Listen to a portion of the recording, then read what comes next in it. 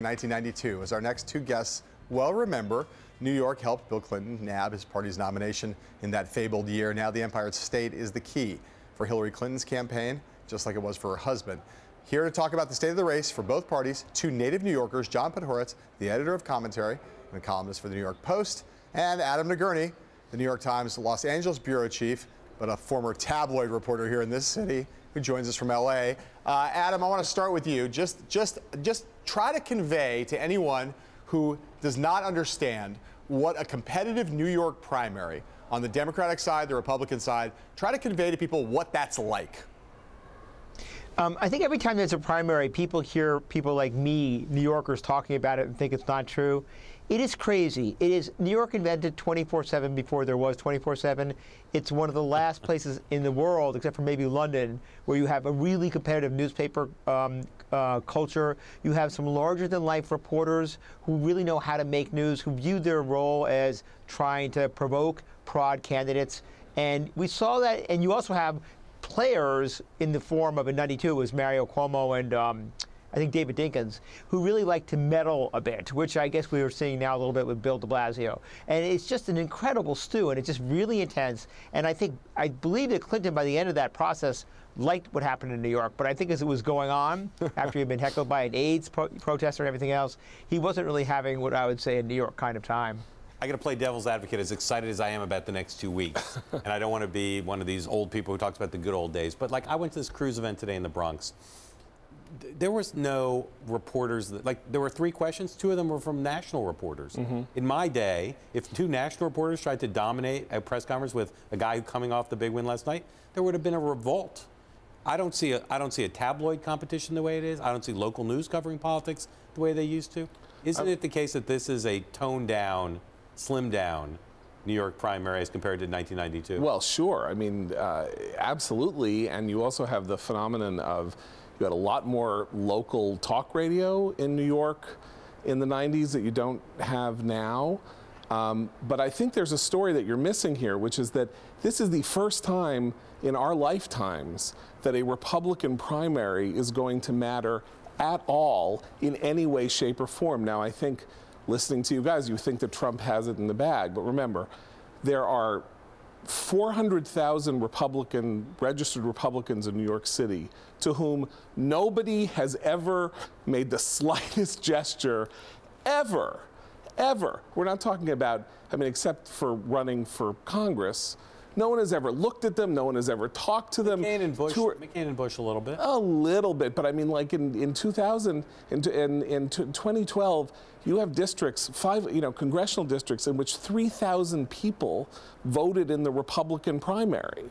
I mean, 3,000 people. The possibilities of playing retail politics games here on the part of Trump, Cruz, and Kasich, that's never happened before in New York. Adam, from 3,000 miles away, but watching closely, what do you think Bernie Sanders' potential is to make mischief for Hillary Clinton on the Democratic side in the next 2 weeks here? I think it's high, and I think one of the reasons is because of the New York tabloid culture. New York news reporters have always liked stirring it up. I think they've always liked sticking it to Clinton. I think that Bernie Sanders kind of gets it. The other side of that, though, is, and I think this is really important, Hillary Clinton and Donald Trump know the New York culture that we're talking about, which I still think exists. I mean, I know your point from before, but I just think it's still a little bit early there. So they know it. They know how to play it. They've been through it, and that's going to matter a lot. And I think that we saw the shortfalls of not really getting it when Sanders did that Daily News interview and made all those, what I would say, intemperate remarks. I'm sure he walked in there thinking, the Daily News, who cares? It's just a dumb tabloid. He made it to Arthur Brown. I mean, if you've been around New York, guys like that are kind of legend. And yeah, they're maybe getting older, and they might not be getting up to the Bronx as often as they used to, but they're still factors, and they really want to make an impact, and they do. And they know their stuff. Can I make a contrary argument, which is, the Daily News interview is a disaster for Sanders if you assume that the Sanders voter cares about issues. This is the reverse mirror image of Trump. They're not voting on issues. They don't care about issues. They're voting on one thing or 2 things. They're voting on feeling screwed. They're voting on, pitchforking the banks. And we read this and we think, oh my God, this guy can't possibly be allowed to be president. Look, he doesn't know anything, and he's blabbling about nothing. And yet here Sanders is, having won, 6 straight. He just won a primary in Wisconsin.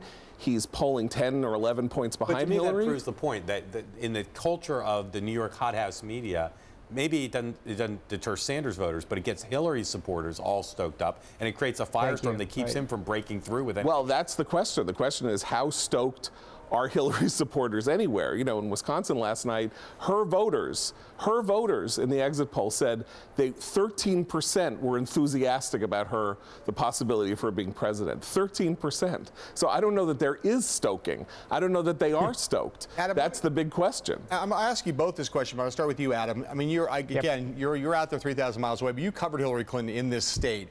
It's now a decade since she was elected statewide. She was elected twice statewide here, obviously as senator in 2000, 2006. Does she still have a real hold over the New York Democratic electorate, or is she vulnerable here in a significant way? I would not assume, I think it's a great question. I would not assume for a second, if I was in Brooklyn, that she still has a hold. I think she still has to work for it. I think the advantage she has, as we were saying before, is that she lived through the campaign. She gets the culture, so she knows. She has, in addition to winning with her husband, has run 2 campaigns there, so 3 campaigns. So she knows it. But I would never assume. I don't think there's a kind of heart connection to Hillary Clinton among New York voters than, in fact, there was for Bill Clinton and for Mario Cuomo and other people over the years. But that said, I think that if I had a choice, I'd rather be her than Bernie Sanders in this culture that we're talking about. John, let me ask you this question, just as a matter of, of what you do if you're Hillary Clinton.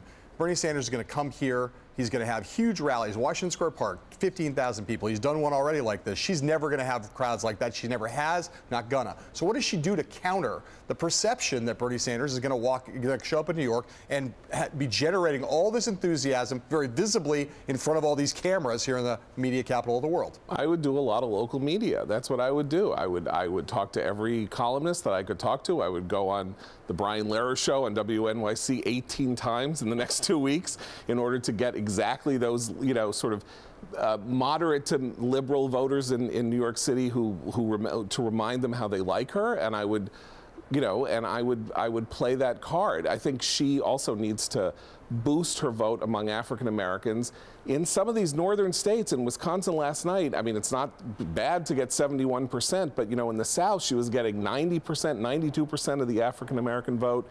If she can get that number up, she'll be solid in New York. But I don't think there's any relevant indication that she has that, incredibly high percentage in the bank. Adam, we got to go in a second. Yes or no answer. Will we see Trump either ride the subway or eat a knish before the primary?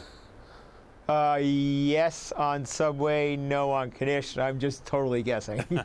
I go no Subway. The man is a germaphobe. Yeah. He ain't getting anywhere near the Subway. Knish, much easier. He's not eating Knish, that's for sure. You think not? Why not? With a fork? Him? I don't know. Imagine someone handing him that? He doesn't have high tastes. He does use a fork sometimes, so that's it's not true. Appropriate. Adam Nagourney, please come back to New York, please, in the next 2 weeks. Okay. Please, we need you here. John Podhoretz, thank you, John. please stay here. We need you here, too.